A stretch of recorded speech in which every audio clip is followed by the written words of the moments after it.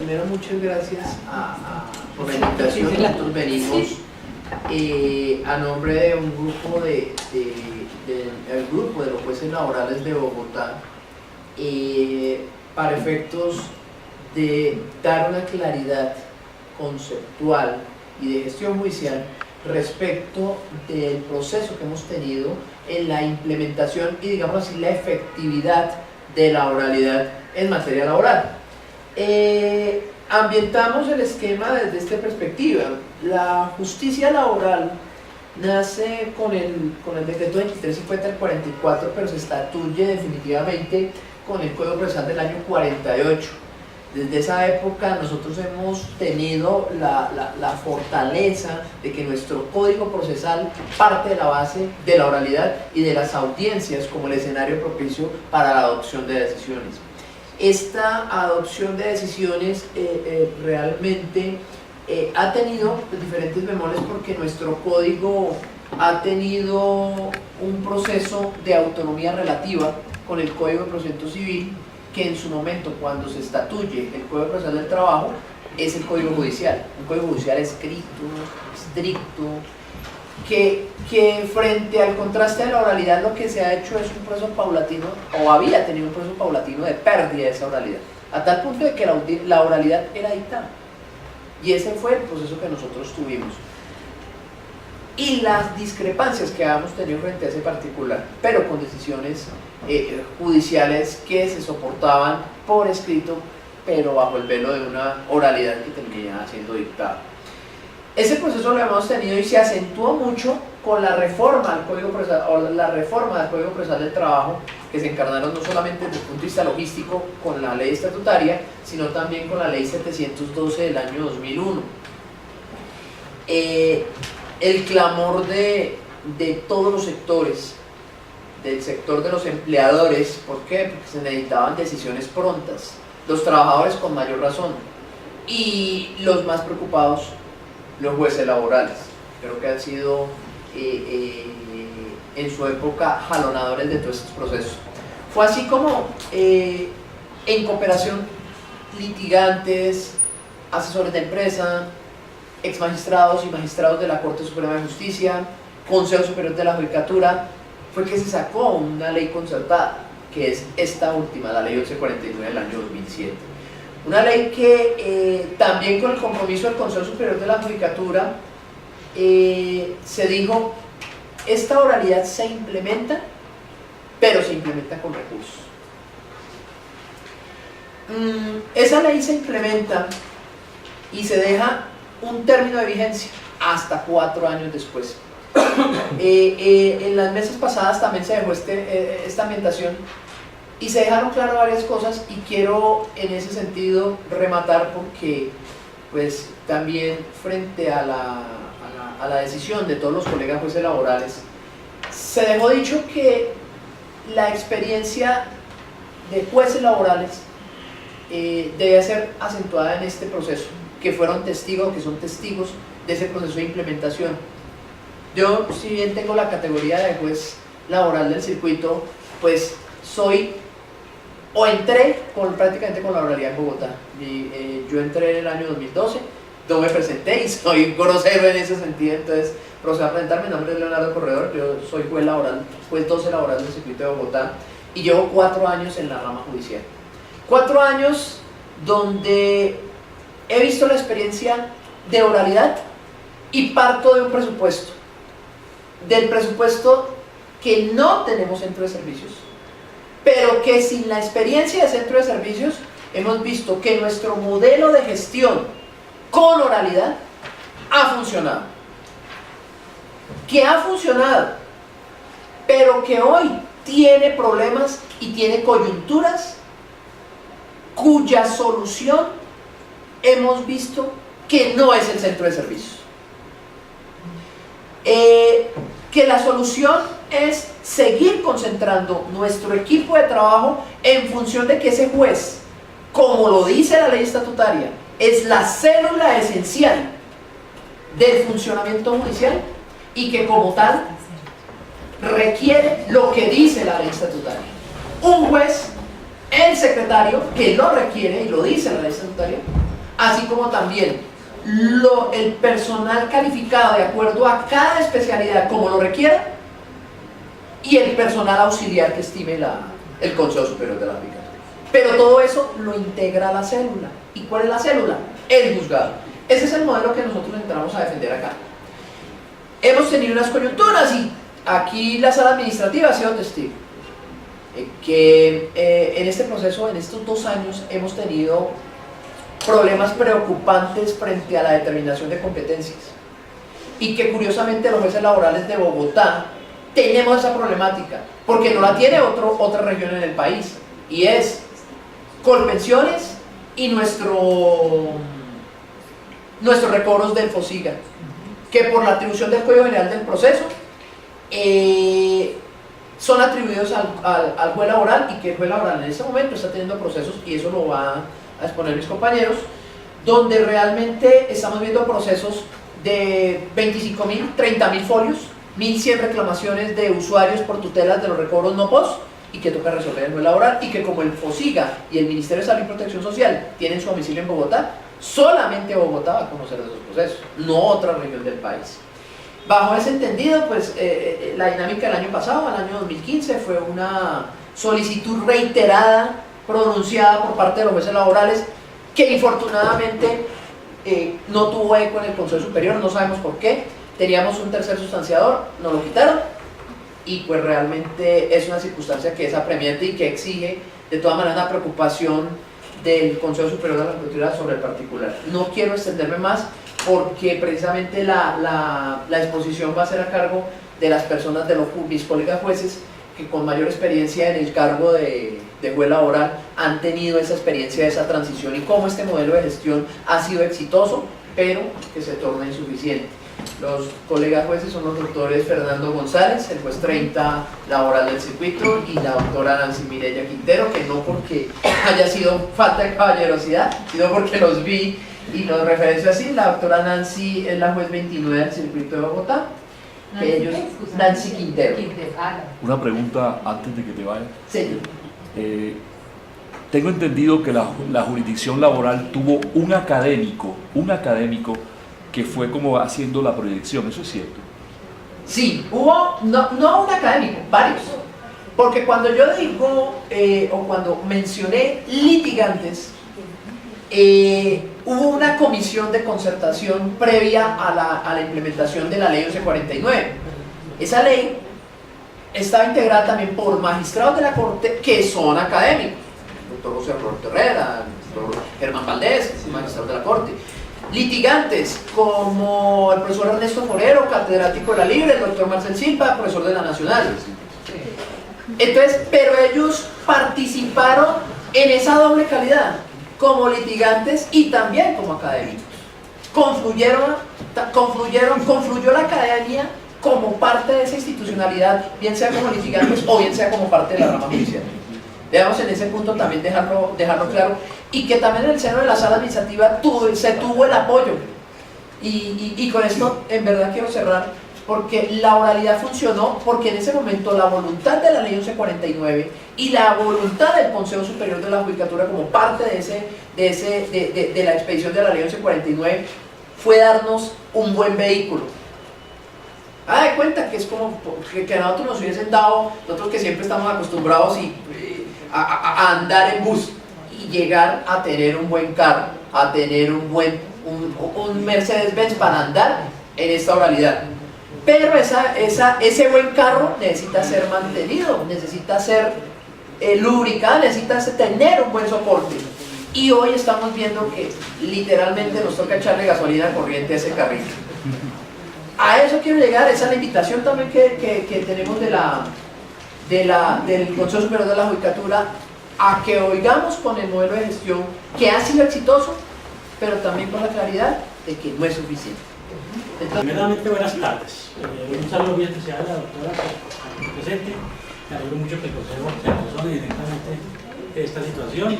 Igualmente le doy un saludo especial al doctor Pastrana, una persona que ha sido muy cercano a nuestra especialidad laboral, a los miembros de los sindicatos, a los compañeros magistrados y jueces que están presentes de las diferentes especialidades y de la jurisdicción contenciosa administrativa. Al efecto de que podamos entenderlos, quiero hacer una presentación al respecto. Yo duré como abogado litigante durante 13 años. Tuve la fortuna de conocer el otro lado de la baranda por concurso, ingresé a la rama y también caminé por diversas especialidades: juez municipal, juez de familia, juez de familia y juez laboral, y también magistrado del tribunal de la sala laboral. Conozco en consecuencia el problema de la especialidad laboral desde cuando era escritural, y nací con la oralidad cuando entró en vigencia la ley 1149 e incluso antes, porque tuve la fortuna, cuando yo llegué a la especialidad laboral en Bogotá, era escritural, a pesar de que, como dijo el doctor Leonardo, era oral, pero que hacían 16 hasta 27 audiencias en un solo día, cuando el juez tenía que estar como una mariposa saltando de para poder controlar las audiencias. Llegué y duré muchos años para decidir irme para Bogotá, precisamente por la congestión tan difícil que había, que es una situación similar que están viviendo los jueces de familia, los jueces civiles del circuito, civiles municipales hoy en día. Yo la viví, por eso me atreví, gracias a la confianza que me dieron mis compañeros, de venir a contar la experiencia de nuestra especialidad. Tuve la fortuna de hacer parte del segundo grupo de jueces pilotos de oralidad en Bogotá, aplicando oralidad no con ley 1149, que es la ley de oralidad pura, sino por ley 712. Se abrieron 4 despachos judiciales de Bogotá con el fin de implementar la oralidad. Hice parte de esos 4 juzgados que fueron creados por el Consejo Superior de la Judicatura, juzgado 29, 30, 31 y 32. Nos trasladaron a los que veníamos en propiedad para que nos hiciéramos cargo de esos despachos y arrancamos con 0 procesos. Por supuesto que esa luna de miel inició en forma maravillosa, porque solamente empezamos a recibir, o no solamente, sino empezamos a recibir el 30% del total de las demandas que llegaban a Bogotá, nos los distribuyeron a los 4 juzgados. Pues a los 6 meses ya estábamos congestionados. Pero tuvimos la fortuna de que, arrancando de 0, podíamos tomar decisiones en 90 y en 120 días. Pero posteriormente nos castigó el Consejo Superior de la Judicatura. Digo nos castigó porque empezó a mandarnos expedientes de los juzgados que se encontraban más congestionados, 70 procesos el primer traslado. Por supuesto que nos acabó de congestionar. Sin embargo, aún así defendemos la oralidad y consiguieron, para entrar en materia, que lo fundamental para mantener la oralidad y para mantener el éxito de la oralidad en materia laboral es que se mantengan, fundamentalmente, se respeten 3 pilares que, a mi juicio, fueron los fundamentos para que tengamos éxito en la oralidad.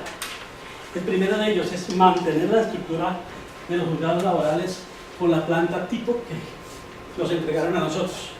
Nosotros, cuando empezamos como pilotos de oralidad, recibimos la misma planta de personal que traían los juzgados antiguos: secretario, 2 oficiales mayores nominados, 2 escribientes y un notificador. ¿Por qué notificador? Dirán ustedes, porque existe una norma especial que la notificación es en materias de familia y en materia civil se hacen por medio de las empresas de correo. Resulta que nosotros tenemos norma especial que nos obliga a notificar personalmente nuestras decisiones, a diferencia de las 2 especialidades que acabo de comentar. Tenemos norma especial, por lo tanto necesitamos de esa persona. Ahora necesitamos de los 2 escribientes y necesitamos de los 2 oficiales mayores, y no solamente necesitamos 2, tuvimos ya la experiencia que el Consejo Superior de la Judicatura nos creó un tercer sustanciador y tuvimos éxito también para evacuar nuestros procesos. Es decir, la planta tipo se requiere para poder mantener la oralidad en todas las especialidades, me atrevo a decirlo. Nosotros consideramos que esa planta tipo se debe respetar porque es lo que ha tenido éxito, nos ha dado el éxito a los juzgados laborales, y por esa razón hoy en día hay 23.000 procesos en la Corte, creo que para casación. Pero, ojo, que no se ha mirado la situación que tenemos los juzgados. Nosotros tenemos aproximadamente unos 36.000 procesos aquí en Bogotá, unos 23.000 para no exagerar tanto. No, sin exagerar. Sin contar los ejecutivos, solamente procesos ordinarios. Y es que de cada proceso ordinario nace un proceso ejecutivo. Entonces póngale 12.000 más. ¿Cuántos procesos por juzgado? Tenemos en promedio aproximadamente unos entre 750 y 1.000 procesos por juzgado, que según los estudios que yo tuve la oportunidad de conocer en el año 2012, cuando se implementó, se requería para que un juzgado laboral pudiera cumplir a cabalidad dentro de los términos establecidos un promedio de procesos no más allá de 200 procesos, se hablaba de 160 a 200 procesos. En este momento tenemos 5 veces más o 4 veces más la carga razonable que fue objeto de estudio. Y esos estudios los tienen el Consejo Superior de la Judicatura. Yo en alguna oportunidad los pedí, pero me dijeron que eran documentos privados del Consejo que no lo podían entregar, entonces ahí terminó la investigación que yo estaba haciendo sobre ese punto. El segundo pilar fundamental es el manejo de nuestra propia sala de audiencias. Nosotros tenemos nuestra sala propia, disponemos de audiencias durante todo el día, desde las 8:15 de la mañana hasta que terminamos audiencia.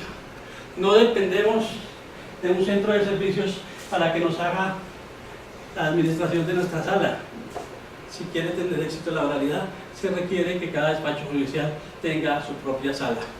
Nosotros tenemos éxito porque podemos disponer de nuestra sala las 24 horas del día. Y lo digo que las 24 horas del día, porque tenemos casos en que nuestras audiencias se van mucho más allá del horario normal, mucho más allá de las 5 de la tarde.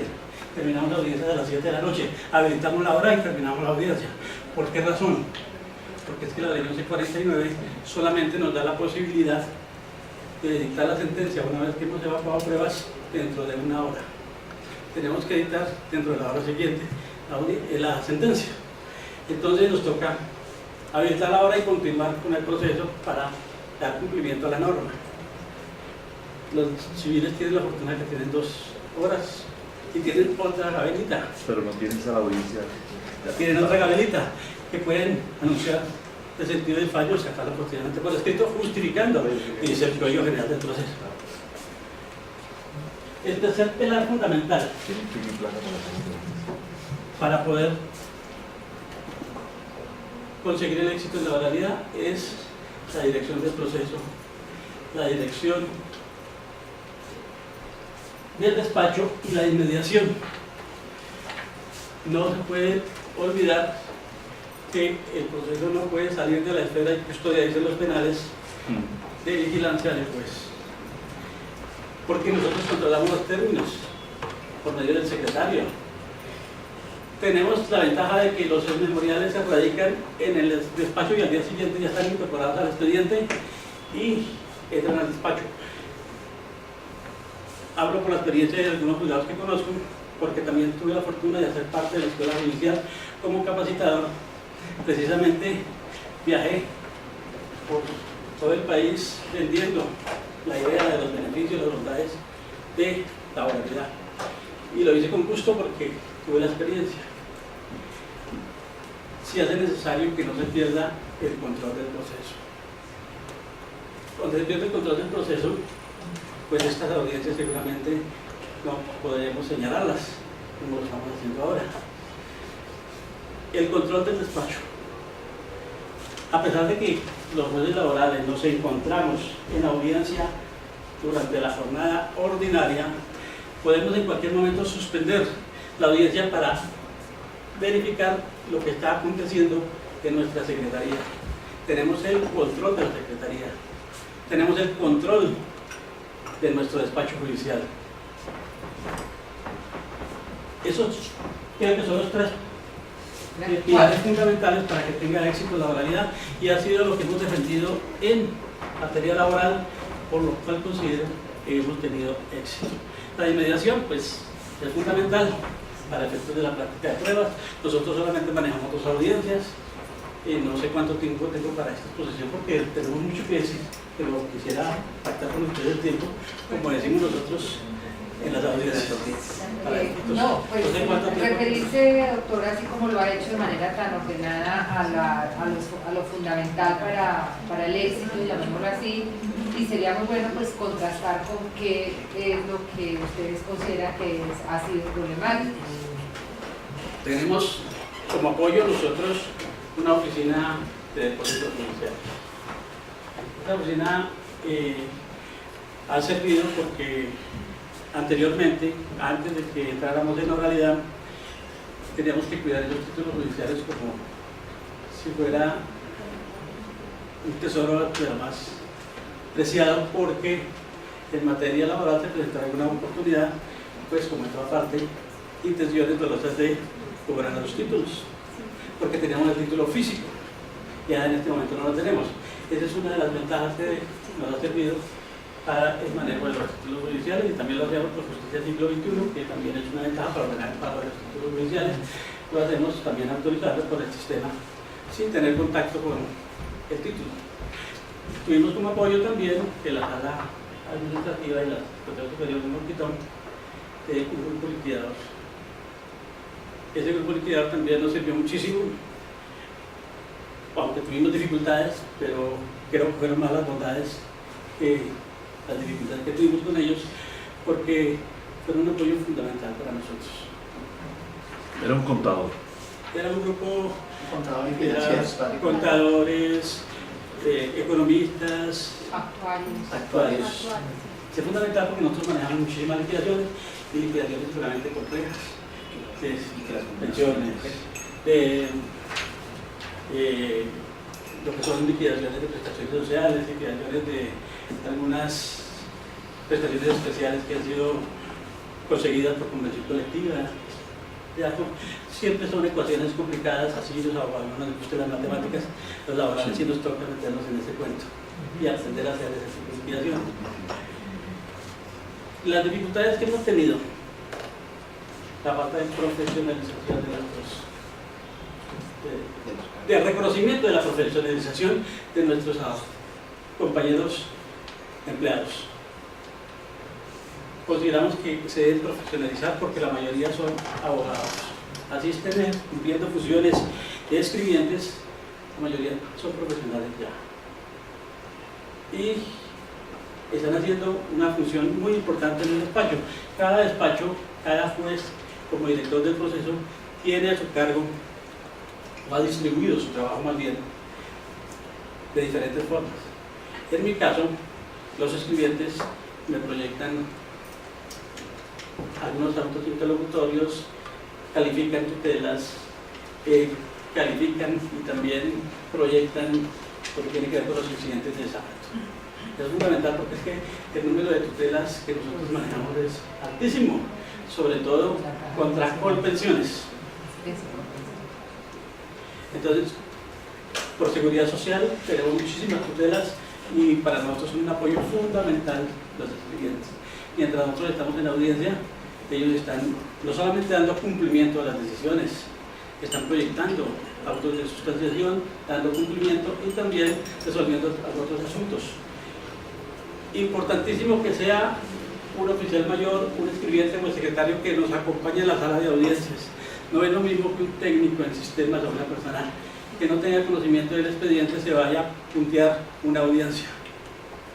Es fundamental porque la persona que inicia el conocimiento de un proceso lo debe terminar, y así lo hemos identificado que es una prioridad y ha sido de un apoyo fundamental que nos acompañen en la sala de audiencias.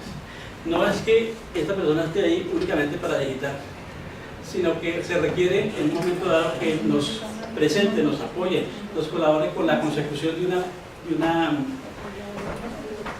providencia de la Corte Constitucional. Inmediatamente ellos ahí en el mismo equipo nos la consiguen y nos la entregan para resolver un recurso en audiencia. Es fundamental que la persona tenga conocimientos jurídicos para esos efectos. Yo veo con preocupación, por ejemplo, que los centros de servicios van a estar manejados por un administrador de empresas o un ingeniero que no conocen, Ingeniero industrial. un ingeniero industrial que no conocen la importancia de los términos para entrar al despacho un expediente para tomar una decisión. Por ejemplo, a nosotros los laborales, al igual que civil y familia, tuve la experiencia de conocer con ellos, tenemos que tomar medidas, dictar decisiones sobre medidas cautelares, y eso la norma dice que se debe hacer al día siguiente de que se solicita. Nosotros manejamos los ejecutivos complejos, muy complejos, como el caso que nos comentan de los recobros de FOSICA. Tenemos por ahí que inclusive que hay unas fotos, unas ayudas audiovisuales, donde vemos que son cajas las que nos llegan solo en un proceso ejecutivo. Podemos observar que ya los despachos judiciales, que inicialmente eran muy prácticos porque estaban por cubículos, estaba la sala de audiencias y el despacho de juez, ya no tenemos espacio de guardar esas cajas, esos expedientes, porque esto es algo novedoso que no estábamos conociendo, porque lo venía conociendo el contencioso administrativo. Entonces ahora estas decisiones nos hemos visto abocados a resolverlas también. Entonces, en lo que tiene que ver con medidas cautelares es algo fundamental, es rápido que tomar las decisiones. Eso no puede esperar uno que a los 8 días le manden el expediente o a los 15 días. Esa es una parte que me preocupa, como me pongo a leer el acuerdo relacionado con el manejo de estos centros de servicio. Con relación a las funciones de cada uno de los empleados, pues mi compañera trae ese trabajo muy bien elaborado. Cada despacho judicial pues tiene un manual de funciones para cada uno de los empleados, pero son muy parecidos, se diferencian en muy poco. No sé si tendrán alguna pregunta pues para efectos de